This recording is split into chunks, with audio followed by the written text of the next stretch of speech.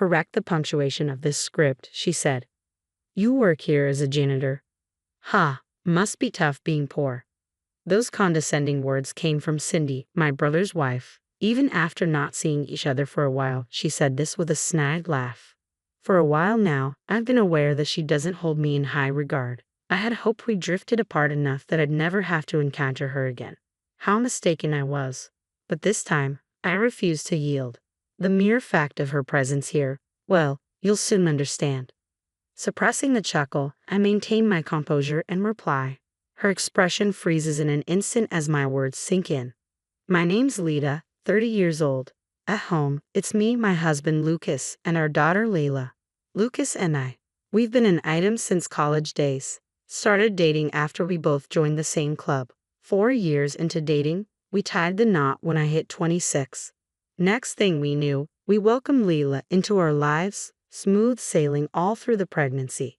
3 years on, she's thriving, not a single health hiccup in sight. Sadly, Lucas' folks aren't around anymore to witness her growth. But my parents? They're pouring all their love onto her, making up for the missing grandparents. Our condo sits just a 10-minute drive away from my childhood abode. Originally, Lucas and I were slated to remain there. My parents had hoped we'd stay under the same roof after tying the knot.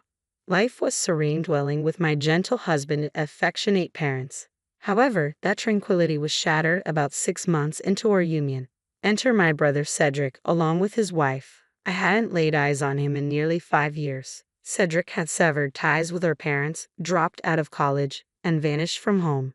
His whereabouts remained a mystery until he sent a text announcing his marriage. Not a word of congratulations, and he was conspicuously absent from family gatherings, including our wedding. So, you can fathom my astonishment and ire when he suddenly reappeared. Yet I resolved to lend him an ear. What he and his wife divulged, however, far surpassed our expectations. Upon his return home after years, he confronted Dad, saying, "Dad, Cindy and I have made the decision to move in here with you." What in the world? You've been MIA for years, and now you just waltz back in? Listen, I understand it's not ideal, but I'm married now, and living with you seems like the least I can do, doesn't it? Don't be absurd. You didn't even bother showing up to Lita's wedding. Well, I apologize for that, but as your son, it's my obligation to be here. So Lita and her husband will have to find another place. Suddenly, a chill fills the room, leaving even Dad speechless. In the midst of this tense atmosphere, I find my voice. Wait just a minute. You can't simply barge in here and declare that Lucas and I are moving out. And why not? Are you just trying to butter up Dad to snag the house for yourselves? What? That's absurd. I simply want to be close to my parents. You're just a daughter. A son, especially the eldest like me, takes precedence even in matters of living arrangements. Just because you're the son, just because you're the oldest. So what? You dropped out of college by your own choice. You left home by your own choice. I can't tolerate this nonsense any longer. Just leave. I seize my brother by the arm and usher him towards the front door. Our argument persists even as we stand by the threshold, but Cindy interjects. Let's just head home for today. Reluctantly, my brother departs. The ordeal leaves my parents and husband utterly exhausted.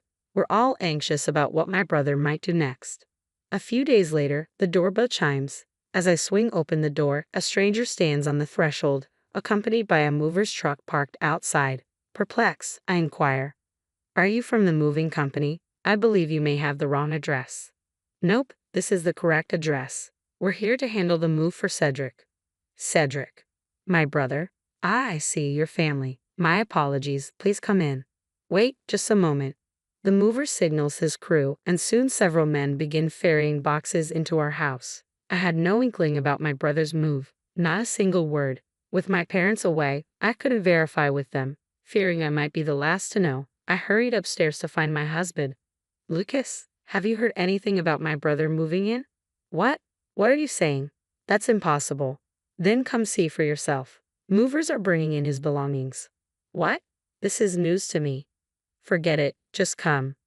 I tug my husband downstairs. The hallway is already cluttered with boxes and the movers are swiftly adding more. My husband attempts to intervene, but they counter. "We're simply following instructions. Your family, correct?" We attempt to reach my brother, but there's no response. Our calls to my parents go unanswered as well. Their phones are on silent. Eventually, all the boxes are inside, and the movers depart without a further word. Confronted by the stack of boxes, we both grapple to comprehend what's unfolding. What's happening? Why does my brother have all this stuff here? Is he planning to move in without informing Dad or us? We ponder the worst-case scenario, opting to await our parents' return to strategize. However, an hour later, it's my brother and his wife who arrive first. Hey, Lita, we're moving in. You better clear out. Brother, did you really move your stuff here without informing anyone? Why? This was originally my home. What's the issue with bringing my belongings back? What? Amidst our argument, a mocking laugh echoes from behind. I whirl around to find Cindy sporting a smug grin. Catching my stare, she offers a faux apology, devoid of any sincerity. Then, she proceeds to taunt me with a brazen remark. So, you must be Lita, huh? Can't seem to heed Cedric's wishes or something. How juvenile can you get? Pardon me, what's all this about? Just for the record, my brother made the decision to leave college and move out on his own. Why dredge this up now? Haven't you heard? Cedric's moved back in to reside with your parents. Quite the dutiful son, isn't he? Listen, we never asked for any of this. This is our home, where my husband and I reside, so please kindly leave. Too late, we've already relinquished our condo. What? Regardless, it's you two who need to vacate, not us. Best of luck. With that, Cindy and my brother proceed to unpack. Later, when my parents return home, they confront my brother. Yet he and his wife adamantly refuse to depart. From that moment onward, life takes a turn for the worse. Every day, my husband and I endure insults from my brother and Cindy. They casually use and damage our belongings. When we demand an apology, they brush it off with, "We're family, so what's the big deal?" Even when my pregnancy is confirmed, Cindy remarks, "Lita, you're just a homemaker, aren't you? And Lucas's company is merely average. Your child will be born into poverty. It's quite pitiful. Why are you having a baby before us? Can't you see the situation?" I feel my mental state beginning to deteriorate. Eventually, simply being in their presence brings tears to my eyes, and I find myself retreating to my room, spending entire days locked away.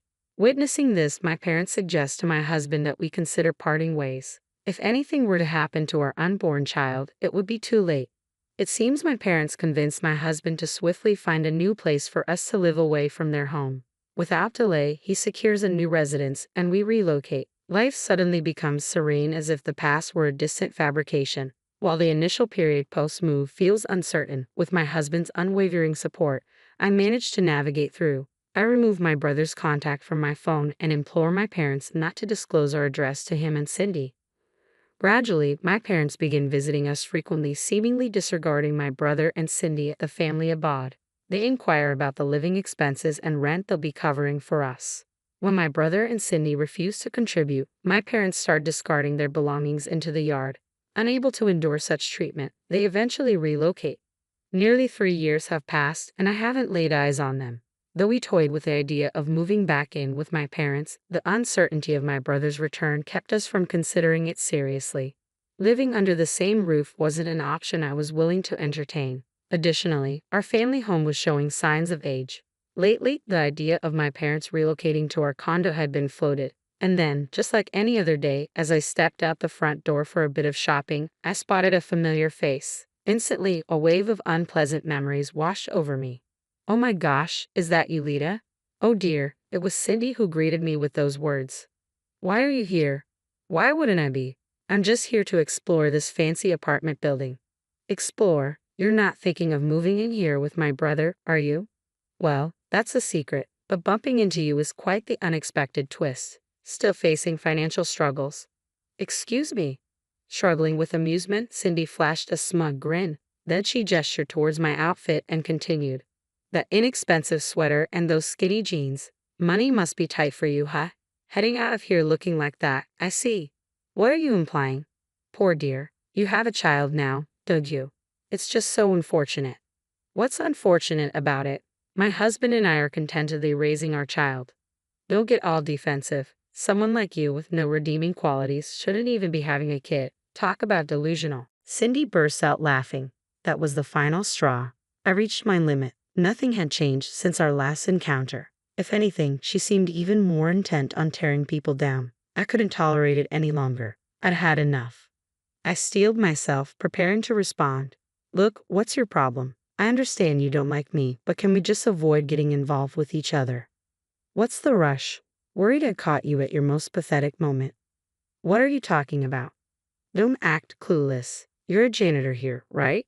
Must be rough, struggling financially. Laughter. As it turned out, she mistook me for a janitor, not a resident. It was an understandable error. The high-end apartment building I resided in was so luxurious that it seemed improbable we could afford it solely on my husband's income. Cindy, aware of my husband's workplace, presumed our financial constraints. With a contemptuous tone, she pressed on. It's absurd. You're resorting to working as a janitor just to be near this place. You must be truly desperate. Laughter. Lita, can you stop jumping to conclusions? I'm not the janitor. Oh, lighten up. How about this? I'll keep quiet about seeing you here to Cedric. But in return, starting today, you'll be my servant. You'll do whatever I say. Got it. She's assuming I'm the janitor in this upscale apartment building and making a childish demand. I've reached my limit. It's time to bring her back to reality. Excuse me, what exactly are you misunderstanding? This is my residence. Cindy, who had been grinning just moments ago, now freezes in disbelief. Ignoring her obvious astonishment, I continue.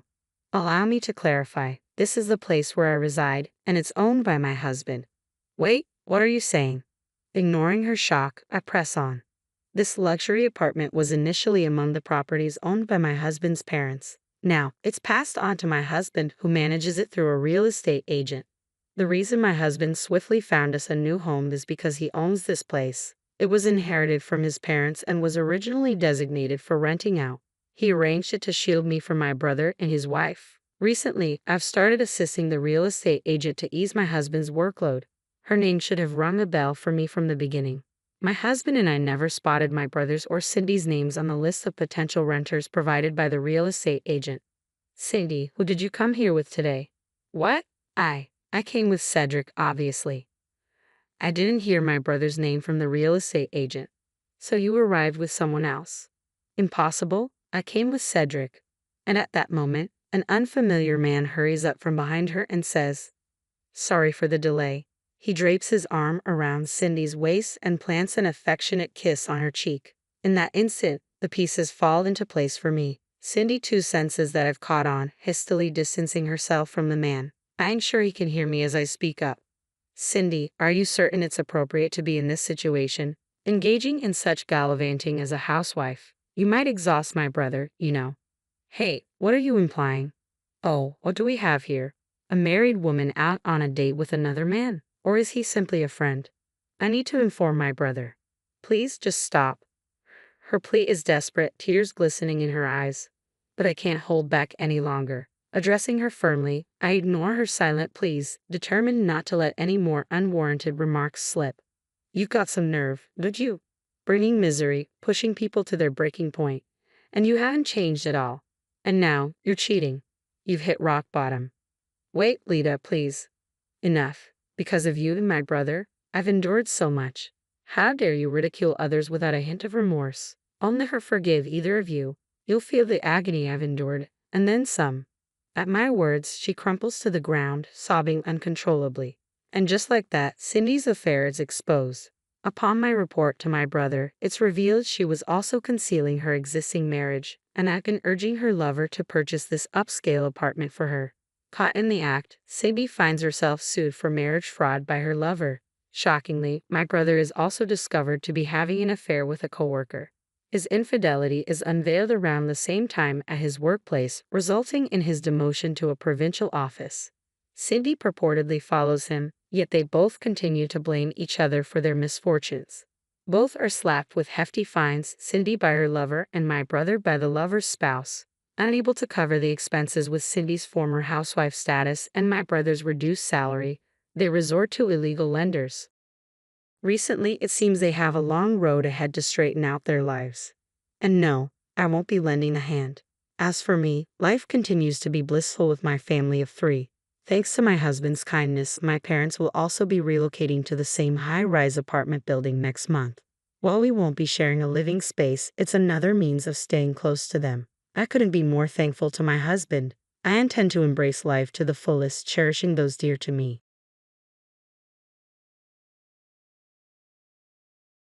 Oh, the food tastes awful again.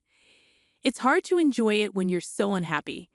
Marrying you was a mistake, and being born into this family feels like another mistake.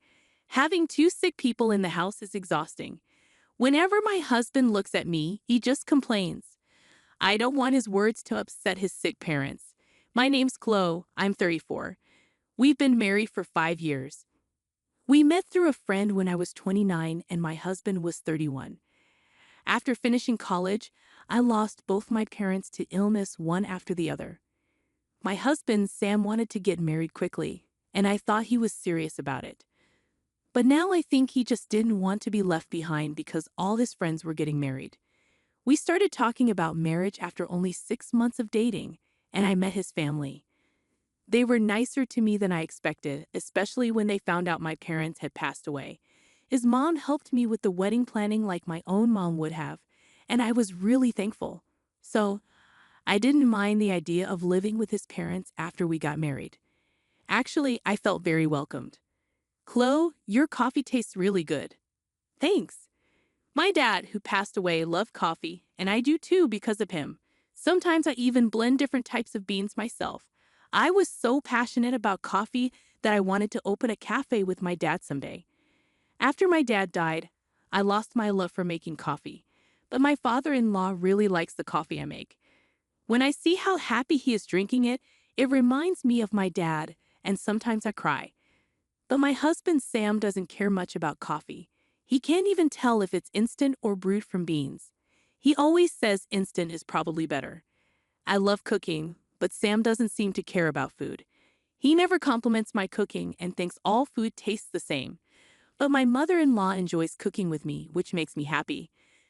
I always wanted to cook with a daughter like her. Chloe, you know so many recipes. You've been teaching me a lot, thank you. I love cooking with you every day. Sam didn't help with chores, but my in-laws always appreciated what I did. So married life was good. But 2 years ago, my mother-in-law got sick. She didn't need to go to the hospital, but she had to rest sometimes. Chloe, I'm sorry. I'm feeling better today, so I can help with chores a bit. Please take a break sometimes. I'm okay, don't worry about it.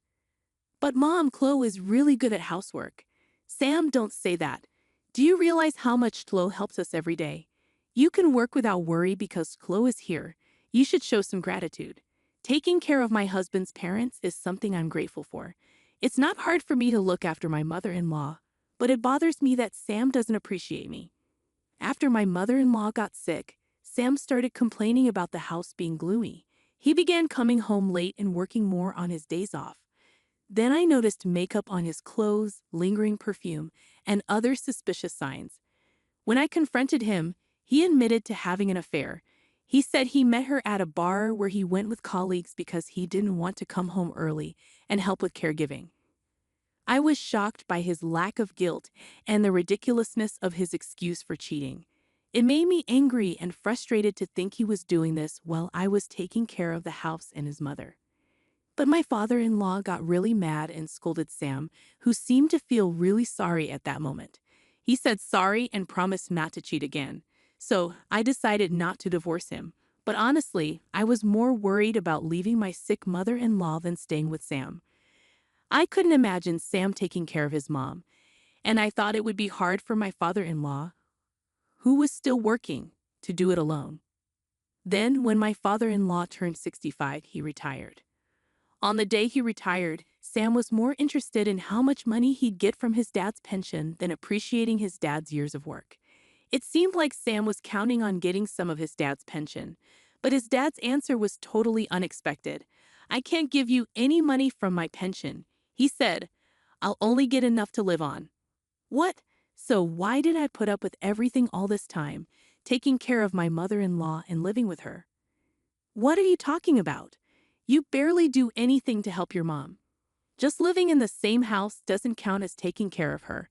After that, Sam's mean words got worse.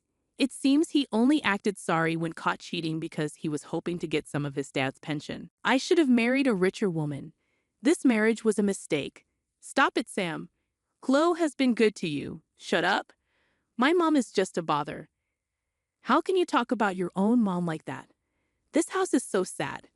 I'm stuck with a useless wife, a boring dad, and a bothersome mom. Even though his father-in-law warned him many times, Sam wouldn't listen, so he started working more, even on weekends. I can't help but think he's cheating again, just like before. But then my father-in-law fell in the garden and hurt his back badly, so he couldn't get out of bed. Taking care of my in-laws was hard, but they cared for me and always seemed sorry, so I didn't mind too much. But it bothered me that Sam wouldn't help at all. I'm sure my in-laws would be happier if their own son took care of them instead of me, who isn't related by blood. Sam, can't you help with your parents? Why should I? They're your parents, not mine. Can't you at least be nice to them? I got stuck with a bad wife, and now I'm stuck with bad parents too. I just can't catch a break. I can't help but think my in-laws are the real losers for having a son like me. I still have a feeling that Sam might be cheating, but I can't leave because my in-laws are sick. If I go, Sam will probably neglect them. I don't want to stay married to him, but I can't ask for a divorce because I worry about my in-laws. Then Sam said he was going to Hawaii for Christmas with his friends. You're going to Hawaii for Christmas? Yeah, I'm not spending my holiday in this sad house. I need a break in sunny Hawaii. Don't you want to stay here and spend Christmas with your parents? No way. Who'd want to spend their vacation here? Who I go with is none of your business. Is it a woman? Shut up. Why do you care? You're just like last time, denying everything. He must be cheating again. I wasn't surprised to find out, but I was disappointed in Sam's attitude. He didn't seem sorry at all. It hurt to realize he didn't see me as his wife. I work hard every day. I don't need constant fun. But Sam, we're married. Shouldn't we at least have some basic respect for each other? I don't see it that way. You're just here to take care of my parents, like a maid. That's awful. If you feel that way, let's get a divorce. Don't bother me, especially since you have nowhere else to go. Just stay quiet and do your job. I don't want to stay married to him after this. I want to say I'm okay with divorcing him and leave. I can handle it on my own. But now that my in-laws are both bedridden, I can't leave them. But taking care of them is hard, and I don't know how we'll manage if I leave. Even if I put them in a care facility, I don't know if they'll both get in right away, and it's expensive. Can their pensions cover it all? Even if I work, I don't know if I can earn enough. I have my own life to think about too. It's all really worrying. But after everything, I can't stay with my husband anymore. You're worried about Sam, right? Yes, it seems we raised our son wrong. I'm sorry for what he's done to you. You don't have to worry about us. Do what you need to do. That's right, Chloe. You should be free. But I can't just leave. I can't leave everything to Sam. My in-laws care about me so much, even more than their own health. Their words touch my heart, and I feel even more determined not to leave them. And while I stay quiet, my husband talks about his affair like it's no big deal. I'm going out with her again. I'll be back late. Huh? It's better to have dinner with her than look at my face, right? But you know I'm cheating, and you still won't leave. So you've basically accepted it, right? It's like you approve of the affair, but nobody has given approval. Staying here means you have. You're just holding on to me because you can't survive on your own. It's really pathetic that I can't even say anything back to my husband who says such hurtful things. I cry in frustration, but when my husband sees my tears, he just laughs even more. It's heartbreaking to see him like this. What am I doing? My in-laws keep apologizing to me for their son's behavior, but it's also painful to see them like that. Maybe it would be better if I wasn't here. Maybe because I'm here, my husband relies on me too much regarding his parents. But even if I feel that way, if my husband doesn't change, I'll regret leaving forever. There's no guarantee he'll change. Then the day before Christmas Eve, my husband brought up divorce. I want a divorce. I prefer younger women. Huh? But you can stay here as a housekeeper. meaning things will stay the same. You'll live here for free, so think of it as your salary. With that, he put a signed divorce form in front of me. I understand. Of course, I won't become a housekeeper, as he suggests. But I also don't want to be his wife anymore. There's a limit to how much you can disrespect someone. I'm sure my husband knows I could leave his parents. That's why he can say these things so boldly. Knowing that makes me even more angry and frustrated. Well, take good care of them, okay? The next morning, my husband left happily for his trip to Hawaii. Even if I left him, I wanted to stay with my in-laws, but it wasn't that simple. I had to let Christmas pass without him. But without him, the day was peaceful, with no complaints. The three of us enjoyed Christmas dinner together, laughing while watching TV. Even though I knew I had to think about the future, I wished this peaceful time could last forever. And then, from the TV, I heard the Christmas song start. Merry Christmas, I'm used to. Suddenly, my father-in-law sat up in bed. All right, let's get going, dear. Okay, my mother-in-law replied as she quickly stood up. What's going on? Merry Christmas, Chloe. Merry Christmas. Merry Christmas, but is your back okay? How are you feeling? When I asked, they looked at each other and smiled. Then my dad gave me surprising news. On December 30th, my husband Sam came back from his trip. He called me sounding panicked. Hey, what's going on? Where are you? I can't reach Mom or Dad. Well, your parents have been busy with Christmas stuff, so they're resting. Where did you take them? Did you kidnap them? No way. They decided to go on their own. They were supposed to be unable to move. You took them without asking? They can move around just fine on their own. What? As soon as the Christmas song started, my in-laws stood up. Seeing my shocked face, my father-in-law said, "It's time for a fresh start," and laughed. Turns out his back pain had healed, and my mother-in-law had gotten better over the last 6 months. But because of Sam's mean words, my father-in-law made a plan. He told my mother-in-law about it, and she agreed. Since Sam got a job at a big company after college, he became more arrogant. He'd often stay out late, but they weren't too worried because he was single. When he married me, his parents hoped he'd settle down. But 2 years ago, when his mom got sick, he didn't take care of her and cheated on me. He acted sorry, but his dad sensed something wasn't right. As his dad's retirement neared, Sam started talking about the pension, showing his greed. They knew he was being fake just to get the money. But when Sam found out there was no pension, he showed his true colors. This confirmed his father-in-law's suspicions. Actually, his dad got more pension, but he didn't tell Sam because he knew Sam wanted it. If Sam had been nice to his mom and me, they would have shared the money with him, even without the pension. It's sad it didn't happen that way, said his father-in-law sadly. When he fell and hurt his back, Sam said, "If you're bedridden now, you'll just be a burden." That made his dad stop seeing Sam as his son. So the parents decided to act like they were bedridden and make plans. He said sorry for causing me trouble. During that time, I noticed a for sale sign on our house. Why was it there? The meaning was pretty clear. Don't waste time. Our house was put up for sale. We moved out. What? I didn't know anything about this. Exactly. I don't want to live with you anymore, so I didn't tell you. My father-in-law bought a new house with his savings. The old house was supposed to be sold by a real estate agent, and we were supposed to leave by Christmas. But since we weren't going anywhere, we waited until yesterday when Sam left for his trip. It was funny how my father-in-law joked about moving when the Christmas songs played, but it felt like a new beginning for me too. All I had left to do was pack my stuff, which was easy. The movers were already booked, and everything was moved out by the 28th. Dad, did Sam get enough money from the pensions? He didn't tell you because he wanted it all for himself. What about the money from selling the house? I'm his son, so I should get a share. It's my right. Your dad is still alive, so it's not inheritance, right? But you know he's determined to spend all his money before he dies, so you won't get anything. He's still my dad. He doesn't want to be your dad anymore. Oh, and don't worry. I've already started divorce proceedings.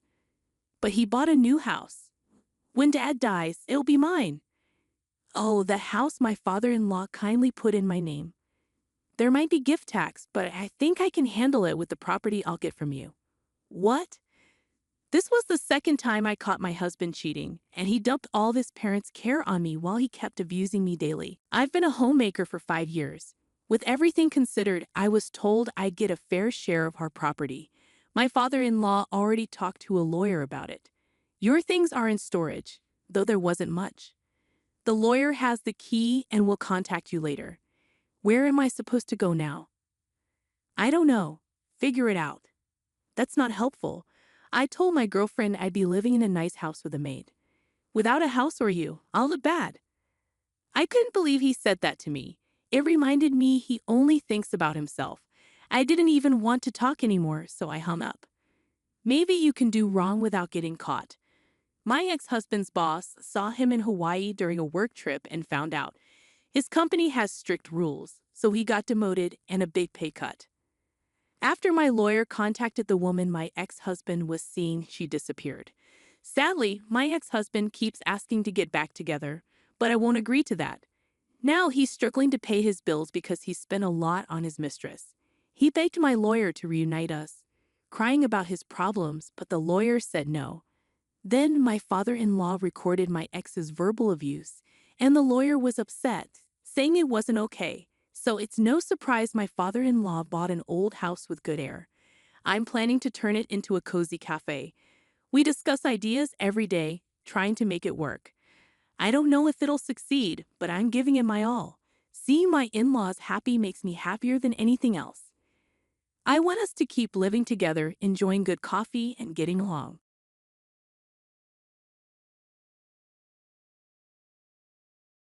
I know what you want.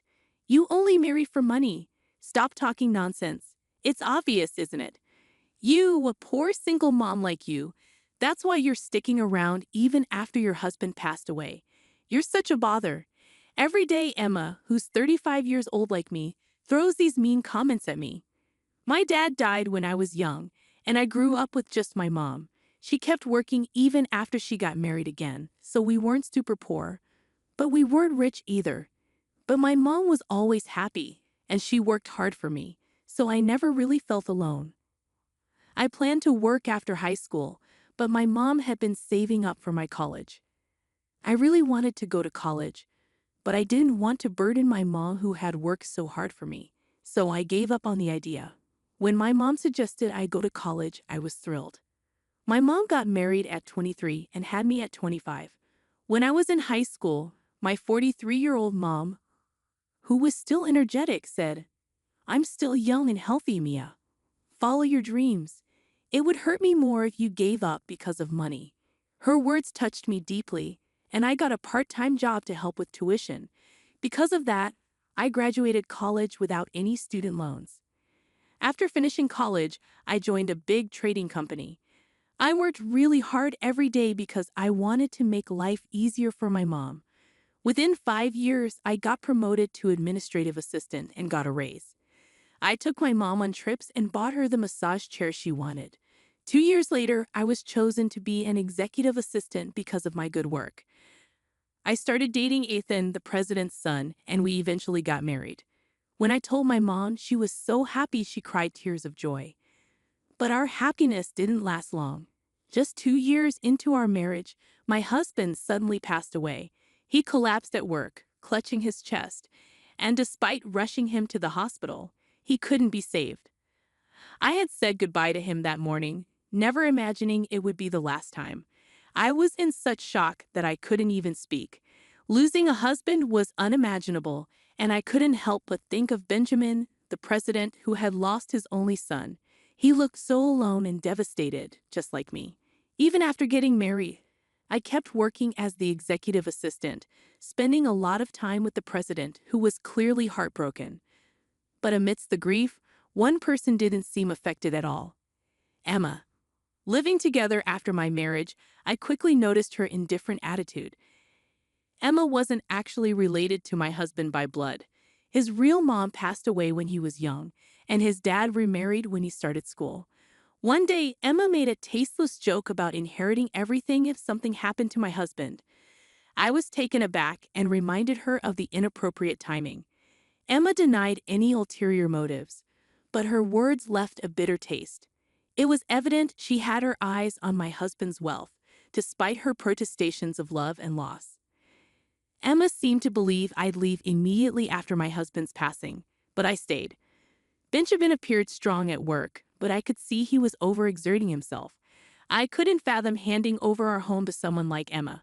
Plus, even though it had only been 2 years, our house held cherished memories of my husband. I wanted to linger in those memories for a while longer. Emotions aren't easily let go. The time I spent with him was precious. He once mentioned that Emma felt more like a roommate than a mother to him.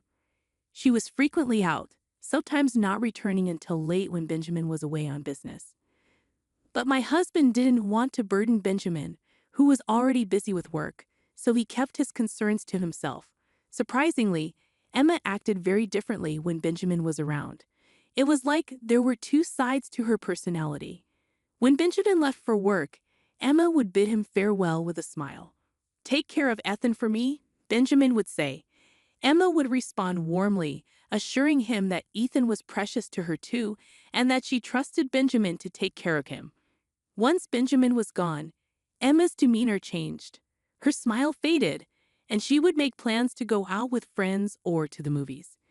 When I questioned her plans, she would brush it off, reminding me not to trouble Benjamin unnecessarily, as he was working hard for us. "If you say anything, he'll worry and won't be able to focus on work. Just study quietly at home every day, all right?" "Got it." That became our routine, but Benjamin didn't seem too bothered once he got used to it. In fact, he preferred not being the center of attention. As a child, he saw Emma as more of his dad's wife than his own mother. Benjamin always appreciated Emma's presence when he was young, allowing his dad to focus on work. The company Benjamin now managed was a legacy from his step-grandfather, and he showed a natural talent for running it. Under his leadership, the company flourished, managing 5 businesses with annual revenues in the hundreds of millions. With such responsibilities, Benjamin was always incredibly busy. My husband used to tell me that Benjamin hardly had time to relax at home as a child. Seeing him exhausted from work every day, my husband didn't want to add unnecessary stress. He never mentioned Emma because he felt content and didn't want to bother Benjamin. He was always so relaxed about things. He never seemed like the typical heir to a big company. Did that ever bother you? Nah, not really. As long as she was home, I was fine. It gave Dad peace of mind knowing she was there so he could focus on work. And we never went hungry. There were always snacks. I see. My husband shrugged it off with a laugh, never making a big deal out of it. I admired that about him. They weren't mean to me.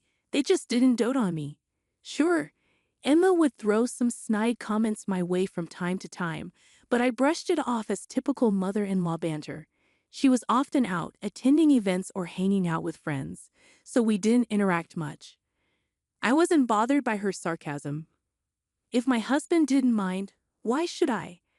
However, Emma's extravagant spending did bother me a bit given my thrifty nature. But since neither Benjamin nor my husband raised any concerns, I kept my thoughts to myself. After my husband passed away, seeing Emma enjoying shopping and luxury with a carefree attitude made me uneasy. "Emma, please try to support Benjamin. Even though he acts fine, he's really lonely," I pleaded. "Why should I listen to you? What's your motive? Are you trying to get into our family for inheritance? I've never even thought about that." "Well, Ethan's gone, so why don't you leave too?" "I'm not leaving. Benjamin said I can stay as long as I need to." Emma gave me an irritated look but didn't say more. She probably felt relieved that she wouldn't have to worry about me inheriting Benjamin's wealth. 3 years after my husband's passing, Emma's irritation towards me grew. Her sarcastic remarks became more frequent and cutting. Whether at home or in the office, I was always by Benjamin's side. Emma seemed to believe I was trying to manipulate him into giving me his fortune. It was painful to be seen that way, and I started to question if staying in a house without my husband was right. I could see Benjamin's struggles at work every day. Maybe it would be better for me to go back to my single mom's house instead of enduring Emma's sarcasm. My mom was turning 60 this year, and it had been 3 years since my dad passed away. I began to contemplate my future. When Benjamin collapsed, he was lucky to survive, but it seemed likely he would need ongoing care even after leaving the hospital. At the company, things didn't immediately fall apart because Benjamin had trained his successors well. However, Emma's attitude changed noticeably. He got what he deserved. He's been so tight-fisted lately. What do you mean tight-fisted? Our credit card limit has been reduced, and our expenses have been cut. Is the company struggling? I don't think so, Emma. It turns out you missed your husband's 3rd anniversary ceremony last year because you were hungover from the previous night's wild outing, as revealed by the credit card bill. It appeared that Benjamin, who rarely intervened in Emma's spending, had finally taken notice. Missing their son's 3rd memorial was a breaking point for him. In his anger, Benjamin decided to restrict Emma's access to money. However, she still received enough for a comfortable life, so there was little reason for complaint. Benjamin himself mentioned concerns about the company's finances. Losing Ethan hit him hard, and things took a turn for the worse. Benjamin said that? Don't act ignorant. You're aware too. How does losing one son justify jeopardizing the company? I genuinely didn't know. And yet he's telling people, despite his condition, I'll rest at home and live a long life. He's been saying the doctors predict he could live to be 100. Well, that's positive news. It's not as positive as you think. If he needs care for that long, it won't be easy. Emma's nostrils flared as she launched into a rant about Benjamin. Hearing her describe him as dull and annoying left a bitter taste in my mouth.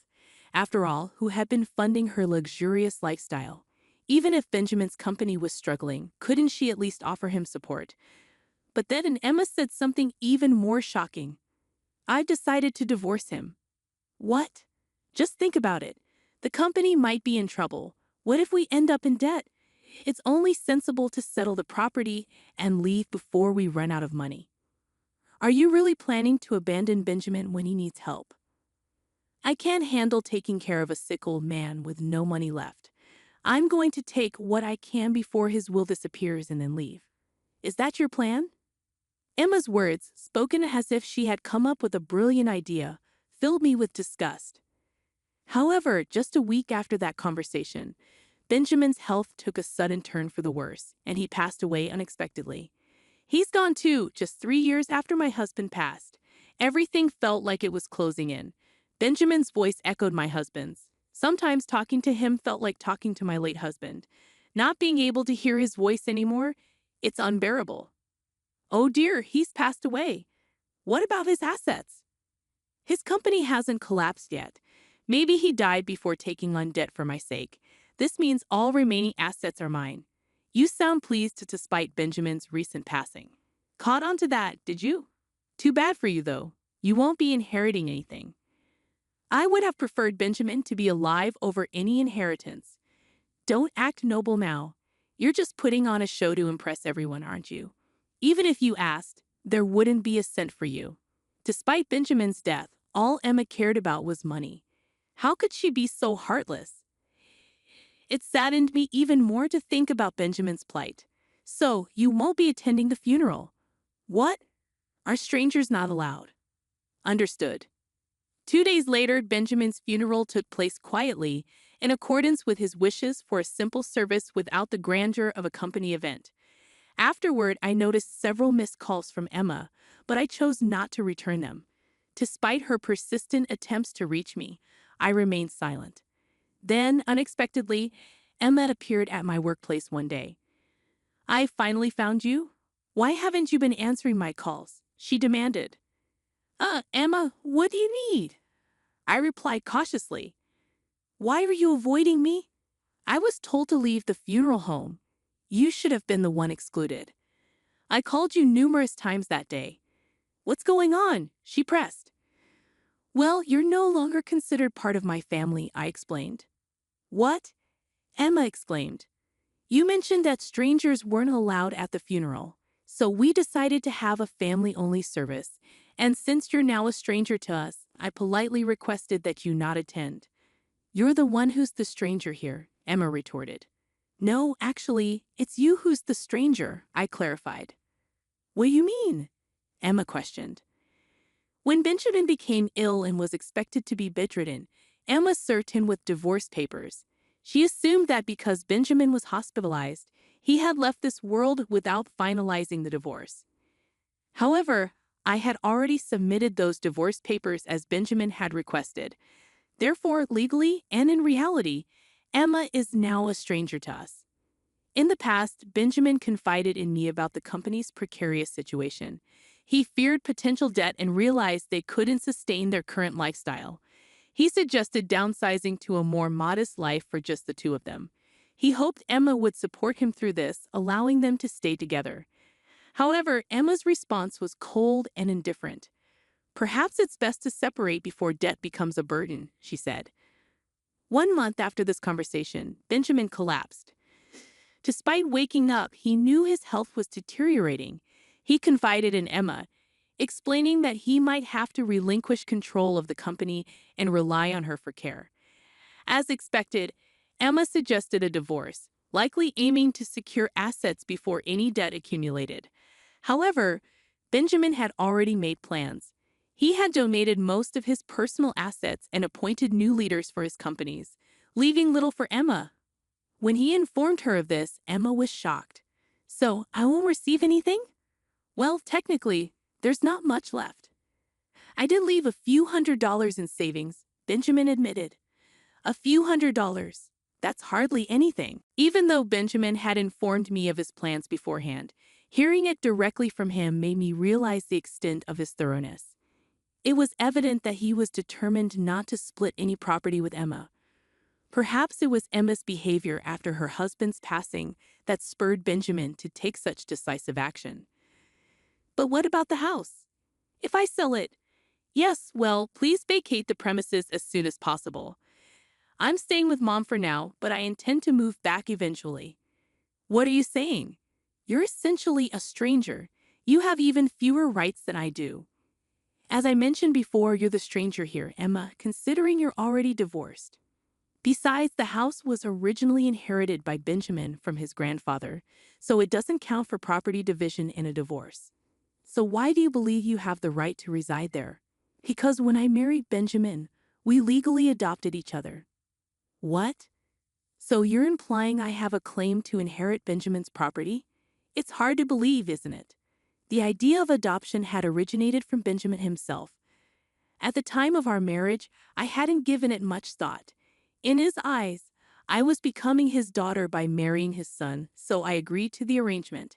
However, I never disclosed this information after my husband's passing, fearing that Emma would misconstrue it as me being motivated by the family fortune. I have work to attend to. Could you please leave? I've instructed Emma that any communication should go through our lawyers. I've sought guidance from our company's legal advisors. I called security to escort Emma off the premises, making it clear she was not welcome back. Despite her resistance, she left quietly when I threatened to involve the police. She tried to contact me numerous times afterward, but I chose to ignore her completely. Her persistent attempts to claim our fortune only led to a flood of complaints to our lawyer. Our company was thriving, much to Emma's bewilderment. She argued that if it were bankrupt, there would be wealth to divide. However, the company had already been passed on to a successor before Benjamin's passing, rendering it no longer his possession. As a result, there was nothing left for Emma to stake a claim on. Regarding the family's real estate holdings, everything had been settled in the divorce prior to Benjamin's passing. Our lawyer patiently clarified to Emma that she had no claim to any of it. It was evident that Emma had been persistent in her pursuit, much to the lawyer's exasperation. Emma, under the mistaken belief that she was entitled to a portion of the will, had incurred substantial debt on her credit card. Now, she found herself burdened with the task of paying it off, working multiple part-time jobs from dawn till dusk. However, her financial struggles were not my concern. Emma was a decade younger than Benjamin, having married him at 25 and now being 55. With almost 30 years of marriage behind them, Emma was entitled to survivor benefits from the Social Security taxes Benjamin had paid even after their divorce. However, she would only become eligible for these benefits upon reaching 60, which was still 5 years away. Additionally, she needed to have filed for a division of the pension within 2 years of their divorce. I wasn't certain if Emma was aware of these requirements, nor did I feel any obligation to inform her. I harbored no sympathy or responsibility for Emma's welfare. Currently, I reside in the home I once shared with my mother, Benjamin, and my late husband. My days unfold calmly and serenely. There are moments when memories of my husband and Benjamin bring a smile to my face, mingled with tears. Yet, recalling their warm smiles inspires me to embrace each day with joy.